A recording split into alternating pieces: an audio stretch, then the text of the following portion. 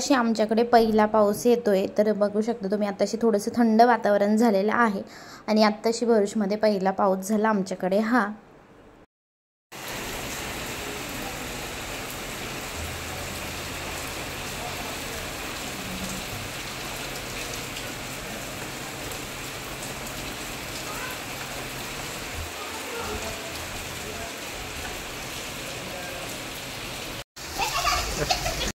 तर पिल्लूला खूप घामोळे झाले होते त्यामुळे थोडंसं भिजवलं। पाऊस कमी झाल्यानंतर ऑलरेडी त्याला सर्दी होती आणि आता आणखीनच सर्दी होईल असं वाटते, कारण पावसात भिजलं म्हणजे सर्दी होणारच।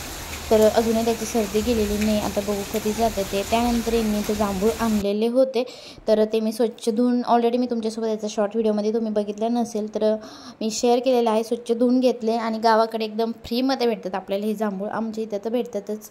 मम्मीकडे तर आहेच, भरपूर झाडं आहे लोकांच्या, म्हणजे भरपूर म्हणजे दोन तरी आहे, पण एवढं कोण महाग विकत आणत नाही, असं फ्रीमध्ये झाडाखालून कुणी आणि मेन म्हणजे छान एकदम फ्रेश ताजे भेटतात झाडाचे काढून। आणि इकडे हे 200 रुपये किलो घ्यावं लागतं, त्यांनी पावशेरच आणलेले होते। तर मी स्वच्छ धुवून घेतले, त्यानंतर त्याला असं चाळणीमध्ये टाकलं म्हणजे त्यातलं पाणी निघून जाण्यासाठी। आणि पिल्लूला थोडेसे वेगळे ठेवले होते त्याला तिखट नको म्हणून, आणि पाणी निघाल्यानंतर एका ग्लासमध्ये टाकले आणि त्यामध्ये थोडंसं हळद मीठ टाकलं म्हणजे टेस्ट चांगली लागते म्हणून। आणि मग असे मिक्स करून घेतलं, कारण खालच्या जांभूळाही लागायला पाहिजे त्यामुळे। आणि पिल्लूसाठी वेगळे ठेवलेले होते मग मी। त्यानंतर आम्हाला टी व्ही लावायचं होतं, 1 वर्षापासून लावलंच नव्हतं त्या रूममध्ये, त्यामुळे मग टी व्ही लावण्यासाठी त्यांनी बोलवलेलं होतं आज, तर टी व्ही लावला। त्यानंतर जे स्टँड आहे ना मेन म्हणजे ते ग्रिल मशीननी लावावं लागतं खिळे। त्यानंतर मंदिरही लावायचं होतं, कारण खाली पिल्लू खूपच परेशान करतो। आणि जे छत्रपती शिवाजी महाराजांची जी फ्रेम आहे तीही वरती लावायची होती, कारण की मग त्याला एक खिळा नव्हता तोही लावायचा होता। आणि त्यानंतर मग इथं मी रात्रीचे जे याची भाजी उरलेली होती पालकाची, तर त्याचे पराठे करायला घेतले। खूप जास्त काही नाही, जेवढी भाजी उरलेली होती त्यामध्ये फक्त मी जेवढं पीठ बसेल तेवढं टाकलं, थोडंसं मीठ टाकलं आणि अजिबात तिखट वगैरे काही टाकलं नव्हतं, कारण भाजी ऑलरेडी तिखट झालेली होती। आणि तर मळून घेतलं, थोडंसं पतलं ठेवलं आणि तव्यावरती तसं हाताने थापून घेतलं तर छान होतात। आणि मी फक्त जे चमचा उन्हातली आहे त्याने त्याला व्यवस्थित आणखी स्प्रेड करून घेतलं म्हणजे छान होतं, तर हातानेच व्यवस्थित होऊन जातं। तर दोन्ही बाजूने तेल लावून छान भाजून घ्यायचं म्हणजे पराठेही छान होतात। तुम्ही थालीपीठ म्हणतात, पराठे म्हणतात, काय म्हणतात, तर तेही मस्त होतात, खायलाही छान लागतात।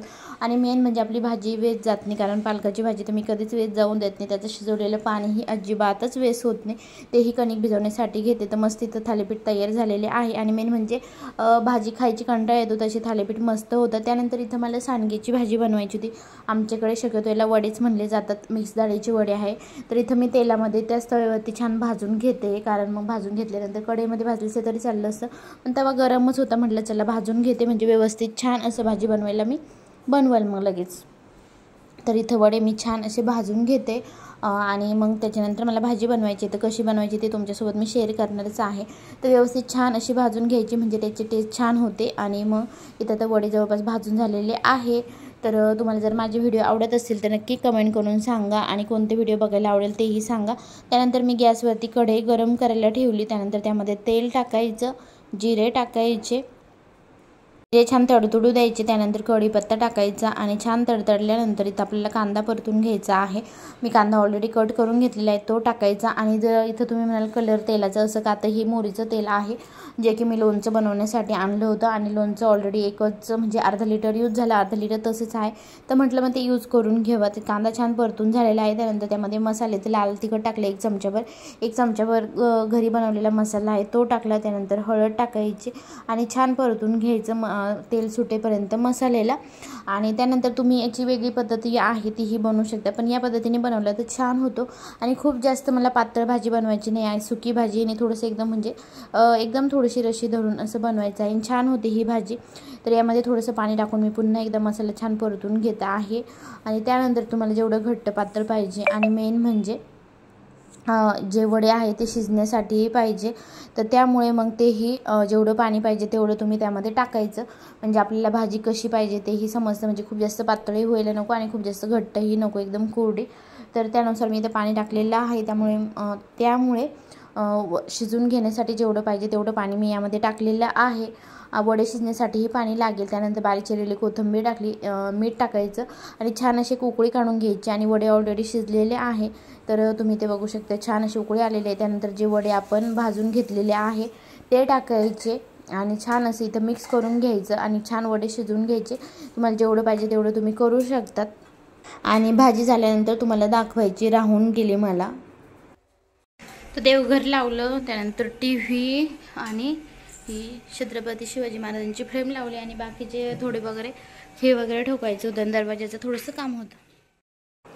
त्यानंतर मग देवघर मी छान असं क्लीन करून देव ठेवून दिले व्यवस्थित पुसून वगैरे। तरी पण आणखी एकदा डीप क्लीन व्यवस्थित करायचे आहे, पण खूप वेळ झालं तर संध्याकाळी, त्यामुळे मग मी लवकर तसंच ठेवून दिलं। बाकीचे कामं भरपूर होते, तरी पण क्लिनिंग तुम्हाला दिसत असेल छान क्लीन करून घेतलेलं आहे, पण एकदम व्यवस्थित आरामात। जर म्हटलं ना देव एकदम स्वच्छ क्लीन करून वगैरे, ते काम बाकी राहिलेलं आहे फक्त। तर उद्या वट पौर्णिमा म्हटलं थोडं सामान काढून द्यावं म्हणजे पटकन तयारी होते। आणि हा बन मी आणलेला आहे, बघू आता कसं दिसल तो, किंवा डायरेक्ट आपण हाताने याचा पण मला घालता येतो, याचं छान होतं, त्यापेक्षा बघू आता कसं वाटतं ते।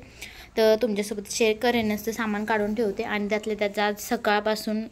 हाय हॅलो नमस्कार, जय शिवराय, मी माधव तुमचं सगळ्यांचं स्वागत करते एका नवीन व्हिडिओमध्ये। तुम्हा सगळ्यांना आजचा दिवस आनंदाचा आरोग्याचा जाऊ। आय होप तुम्ही सगळे मस्त आणि मजेत असेल, तुमच्यामधील सर्व इच्छा पूर्ण। तर जवळपास आता 3:30 वाजले आहे, सकाळी 9ला लाईट गेली तरी लाईटच आलेली नाही आज, आणि सगळं काम माझं पेंडिंग राहिलेलं, उद्याची तयारी करून ठेवायची होती। तर म्हणलं आता मेकअपचं सामान तर काढून ठेवू, गावाला पण जायचं आहे, तर त्याचंही आत्ताच काढून ठेवते, मग सगळं इकडे तिकडे होतं, ऐन वेळेस सापडत नाही। आता बघू, मला साडी पण हे करायची होती, तर बघू। तर बाकीचंही तुमच्यासोबत शेअर करेल। मला वाटलं लाईट येईल, बाकीचेही कामं होते, पिल्लूला कसं तरी झोपवलं, त्यालाही खूप गरमी होते, तर दरवाजे उघडे, आता हवा येते बाहेरून थंड, पण मग तरी पण फॅन चालू असलं तर निवांत झोपतो, बाहेरचा आवाज येत नाही। तर बाकीचं तुमच्यासोबत शेअर करते। आता लाईट आली तर बरं होईल, बाकीचे कामं होतील। स्वयंपाक वगैरे झाल्यानंतर मग मला थोडंसं बाहेर जायचं होतं, तिकडं गेलं। त्यानंतर मग संध्याकाळी जेवण झाल्यानंतर मग पुन्हा जे सामान आणायचं होतं ते सामान आणण्यासाठी गेलं, जे पूजेसाठी लागतं ते, कारण इथं जवळ पण आहे एक दुकान, मला नंतर कळालं घरी आल्यानंतर। तर तिथं ते सामान घेतलं आणि डेलीचं आमचं जे काम असतं ते दूध आणण्याचं ते काम केलं, दूध तर पाहिजेच असतं।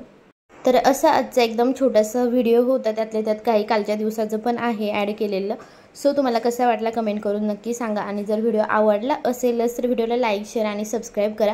पुन्हा भेटूया असेच एका नवीन व्हिडिओमध्ये। Thank you, bye bye.